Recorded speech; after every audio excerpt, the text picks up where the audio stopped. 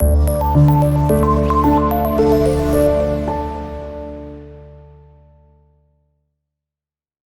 वालेकुम students, my name is Mohammad Ahmed, your biology teacher. Students, आज का जो हमारा टॉपिक है वो एक नेक्स्ट ऑर्गेनेली है सेंट्रियोल्स के नाम से। इसको हम डिस्कस कर लेते हैं कि सेंट्रियोल्स हमारे पास क्या होते हैं। फर्स्ट ऑफ ऑल हम इसके इंट्रोडक्शन में इसका बात जो हम करेंगे, हम ये बोल देते हैं कि ये हमारे पास बैरल शेप्ड ऑर्गेनेलीज हैं। बैरल आपने देखा होगा, ये बैरल शेप्ड ऑर्गेनेलीज है हमारे पास, और इनको हम दूसरी अगर बोले तो हम बोल देते हैं होलो और सिलेंड्रिकल हैं। अंदर से ये बिल्कुल खाली होते हैं और बारीक होते हैं, होलो सिलेंड्रिकल। जैसे हमारे पास ये इस मार्कर का कैप है ना, हमारे पास अंदर से बिल्कुल ये खाली है, ठीक है। इसको हम बोलते हैं ये होलो सिलेंड्रिकल शेप जो होती है। इसी तरह के हमारे पास जो सेंट्रियोल्स होते हैं वो भी सेम होते हैं, होलो सिलेंड्रिकल, या हम उनको बैरल शेप्ड ऑर्गेनेलीज का नाम दे देते हैं। नेक्स्ट अगर हम देखें इनकी अकेरेंस की, ये हमें कहाँ पे मिलते हैं, तो सेंट्रियोल्स हमें जस्ट एनिमल सेल के अंदर दिखाई देंगे। ये प्लांट और प्रोकैरियोट्स में ये एब्सेंट होते हैं, प्रेजेंट ओनली इन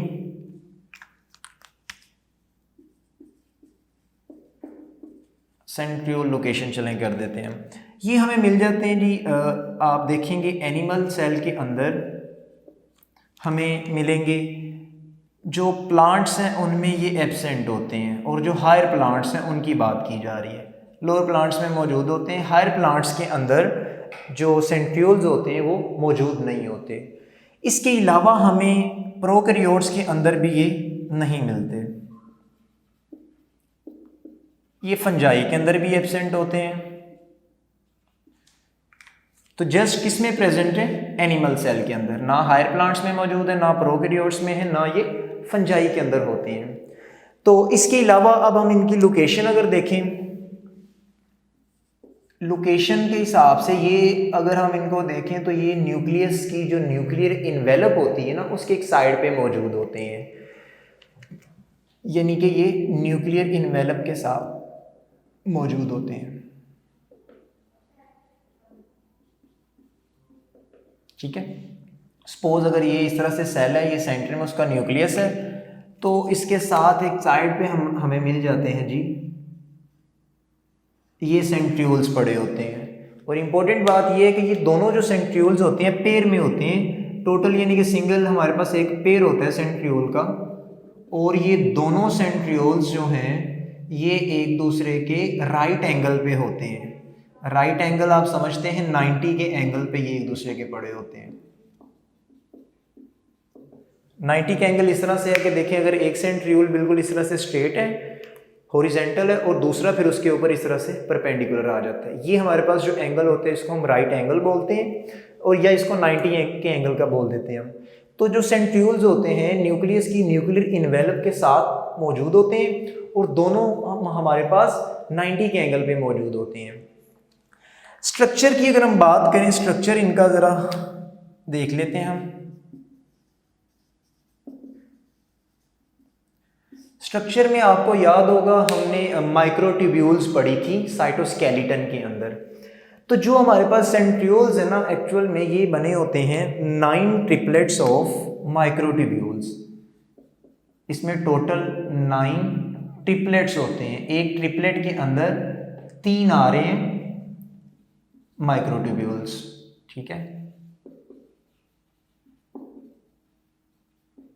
यानी कि टोटल इसके अंदर 9 ट्रिपलेट्स हैं, और हर एक ट्रिपलेट के अंदर 3 माइक्रोट्यूब्यूल्स होती हैं। इन्होंने मिलके एक दूसरे को इस तरह से राउंडेड शेप में लेके आके बिल्कुल होलो सिलेंड्रिकल स्ट्रक्चर बना देते हैं।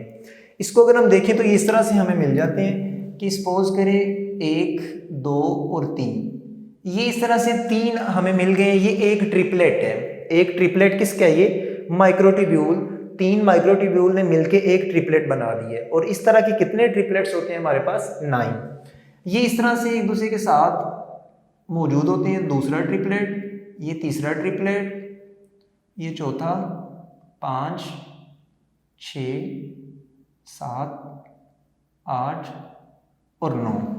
ये सारे अपने आप को इस तरह से अरेंज करते हैं कि एक होलो स्ट्रक्चर बन जाता है राउंडेड शेप का। तो जब हम इसको थोड़ा सा माइक्रोस्कोपिकली देखते हैं तो हमें ये इस तरह से मिल जाते हैं कि 9 ट्रिपलेट्स हैं और उन्होंने अपने आप को इस तरह से अरेंज किया हुआ है कि वो एक होलो स्ट्रक्चर बना रहे होते हैं और वो सारे के सारे हमारे पास माइक्रोट्यूब्यूल्स होते हैं। माइक्रोट्यूब्यूल्स एक प्रोटीन के बने होते हैं जिसको हम बोलते हैं ट्यूबुलिन प्रोटीन। ये हम इससे पहले भी डिस्कस कर चुके हैं कि ट्यूबुलिन प्रोटीन के माइक्रोट्यूब्यूल्स बने होते हैं। तो इन्हीं माइक्रोट्यूब्यूल से मिलके हमें क्या बना के देते हैं, ये सेंट्रियोल्स बना देते हैं।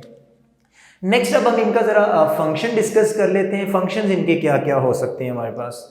मेजरली फंक्शन तो इनका ये है जी, माइटोटिक स्पिंडल बनाते हैं ये, क्योंकि इनके पास माइक्रोट्यूब्यूल्स हैं। माइक्रोट्यूब्यूल्स का भी हमने फंक्शन यही देखा था कि वो माइटोटिक स्पिंडल बना देते हैं।